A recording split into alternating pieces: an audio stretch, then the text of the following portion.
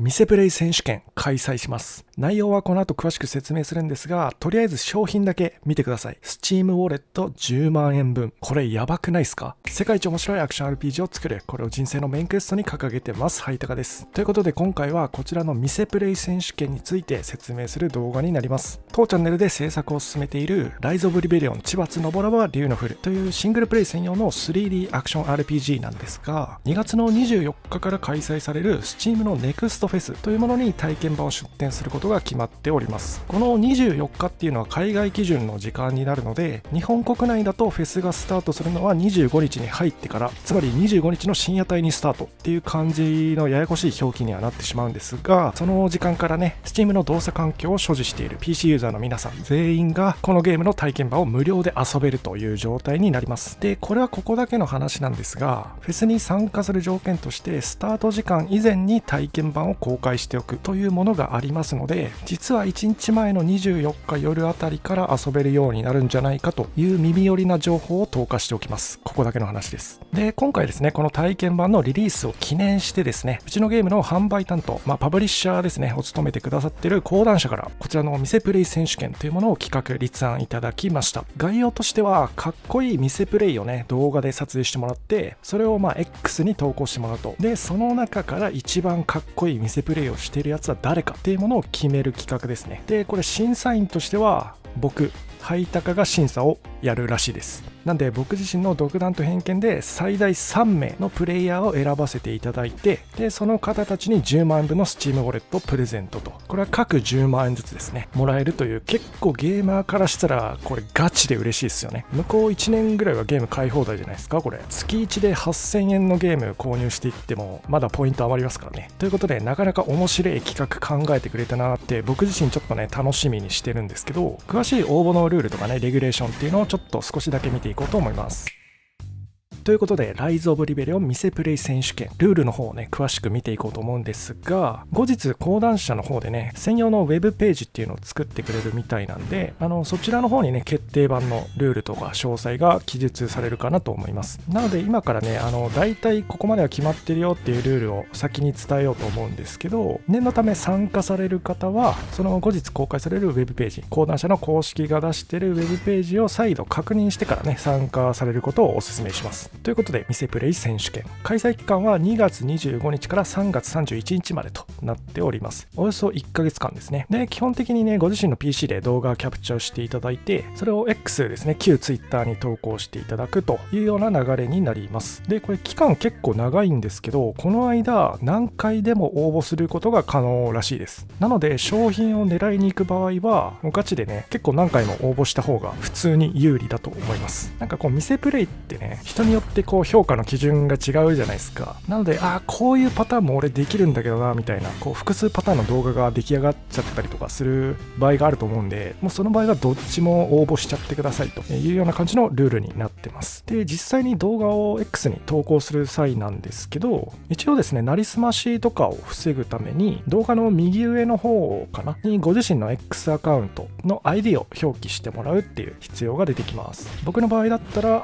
ハイタカとかそんな感じですね。で、この辺のアカウント名の入れ方、その動画の編集の仕方ですよねみたいなところも後日講談社が出してくれるウェブページの方で、簡単なやり方みたいなのを紹介してくれるらしいんで、動画の編集とかしたことないって方はそこを見ながらやってもらえると大丈夫じゃないかなと思います。で、それ以外の編集に関しては基本的に禁止されるみたいですね。なんでシーンを切り張りしたりとか BGM 差し替えたりとか効果音とかエフェクトかけたりっていうところもなしで、純粋なプレイ動画でね勝負してもらうっていう感じになります。そして審査に関しては、僕ですねハイタカが担当させていただきます。最大3名の方に10万円分の Steam ウォレットプレゼントということで、つまり総額30万ですね。このお金に関してはもちろん僕のポケットマネーってわけじゃなくて講談社からね出てくるお金になるので、僕的にはね一応これ最大3名っていう風に書かれてるんですけど、もうそれはもちろんね最大数の3名様きっちり選ばせていただきたいなという風に考えてます。講談談者さんありがとうございます。ということで、一応ルールというかレギュレーションに関してはね、ざっとこんな感じになっています。何度も言ってるんですけど、後日、発表されるそのウェブページの方ですね、講談社側からきっちりとしたルール、明確に記述されたものっていうものが提示されると思いますので、実際に参加される場合はね、そちらのウェブページの方も必ず確認するようにしてください。じゃあここから先はね、もう単純にこのイベントの攻略法的なものをちょっとね個人的に考察していきたいなって思ってるんですけど、てかねこれ正直めっちゃ参加したいっすわ。俺が視聴者側だったら絶対参加してましたね。これ参加者目線だとこれ結構割とハードルが高いってのが逆にいいなと思ってて、やっぱこう動画キャプチャーしてね、右上になりすまし防止のアカウント ID つけて、で X に投稿するっていう結構割と参加ハードルは高いじゃないですか。あとあれか、ハッシュタグとかも確かつけなきゃいけないんだよね。シャープ ROR とか、シャープ ROR 見せプレイ選手権とか、なんかそんな感じのハッシュタグだった気がするんですけど、この辺もね、後日のウェブページ確認してください。そうそう。で、絶妙にハードルがね、ちょっと高いんで、その分ね、10万円分の Steam ウォレットっていうのが、如実に現実味を帯びてくるんですよね。あれ、この規模のゲームタイトルで、このイベントだったら、ワンチャン俺でも取れるんじゃねみたいな感じで、参加者目線でね、妄想すると、なんか結構楽しそうなんですよね、この企画。で、一方、その講談社側のね、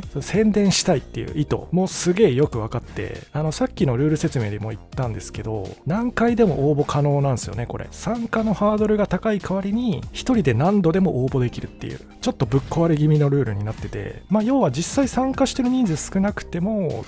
Twitter の方で、その動画がバズったりしてくれれば、結構宣伝としてのね、意図は果たせるわけじゃないですか。っていうことでね、なんかこう、双方の目線から見て、なんかどっちも旨味感じるよな、みたいなことをね、審査員である僕は、なんかこう考えながらね、このイベントを見守っております。で、実際参加者目線でね、商品もらうため、つまりこのイベントを攻略するために、考えることとして、X に投稿するっていうルールなんで、動画の時間がね、2分20秒に多分限定されると思うんですよね。これも多分そういうルールがあったはずです。なんかこう、Twitter 課金したら、長い動画とかも投稿できるんだけど、そういうのもなしで一般ユーザーに合わせるみたいな、そんな感じのルールだったかなと思うんで、その2分20秒、140秒っていう中で、どういうプレイをするかっすよね。140秒あると、結構ね時間としては十分なんですよね。今回の体験版だと2体のボスが登場するんですけど、例えばそのうちの強い方のボス、2体目のボスとかも全然開幕から討伐まで140秒以内で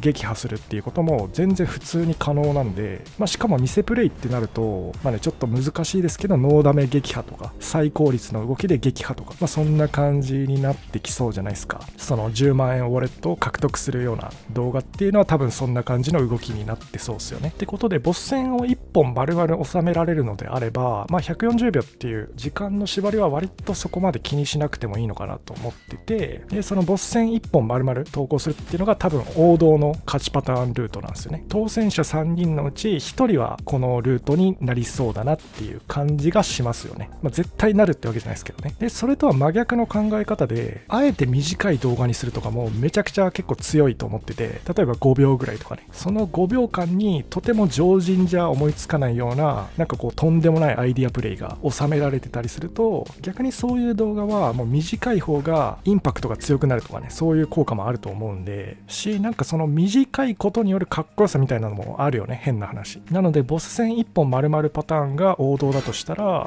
めちゃくちゃ短いフラッシュムービーみたいなやつは逆の王道みたいなね感じになりそうと。であとはあえての雑魚との戦闘シーンで撮るっていうパターンとか、あえて戦闘していないシーンを撮るなんかも一応ありえそうっすよね。 RTA で使われそうなショートカット的なムーブをもし見つけた場合は、そこを切り取って動画にするとかも面白そうだと思うし、雑魚との戦闘って複数戦になることもあるので、そこはボス戦にない強みですよね。一人の主人公で複数の敵をバッタバッタとなぎ倒すみたいな、そういう絵が撮れるのはその道中ならではの強みかなと思います。ただやっぱちょっとどうしても王道っていう感じではねなくなっちゃいますけど、3本ね選ばれるんで、最終的にはその中の1本にもしかしたらボス戦以外のものが含まれててもおかしくはないかなっていう気はしますよね。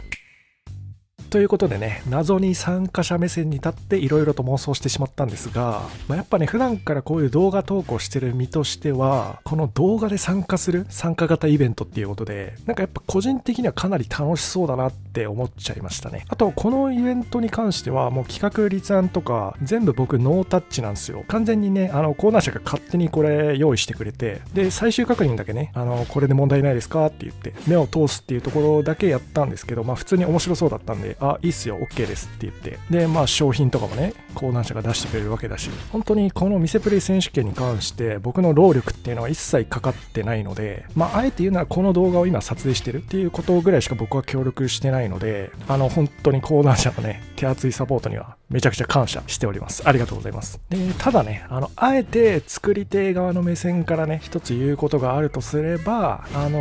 正直これ製品版でもやりたい。製品版でもこれ同じ内容でいいんで、もう一回このイベントやりたいですね、ぶっちゃけ。これ当たり前なんですけど、体験版ってほんとマジで一部分だけなんですよね。製品版から見たら。この先ね、ボスもめちゃくちゃ増えるし、マップもどんどん広がっていって、つまりいろんなシチュエーションがありますよと。で、プレイヤーのできること、使用できる武器とかスキルの種類も増えていくということで、いやもうその状態でこの店プレイ選手権やったら、もっといい映像が生まれてきそうじゃないですか。基本の王道ルートで取るって考えると、どのボスを選ぶか、そして自分の使用武器はどれにするか。このボスと使用武器の組み合わせだけでも、多分ね、めちゃくちゃえげつない数になるんですよね、最終的に。で、そこに各々のプレイスキルが乗っかってくるんで、いやーマジね、これ、今回のこの体験版でやる店プレイ選手権が、もしね、めちゃくちゃこう宣伝としてね、効果的、すごいバズったりとかしたら、ぜひね、これ製品版の方でももう一回やってほしいなっていう風に正直思っております。でもね、この体験版でこういうイベント開催するっていうのは正直めちゃくちゃいいことなんですよね。Steamっ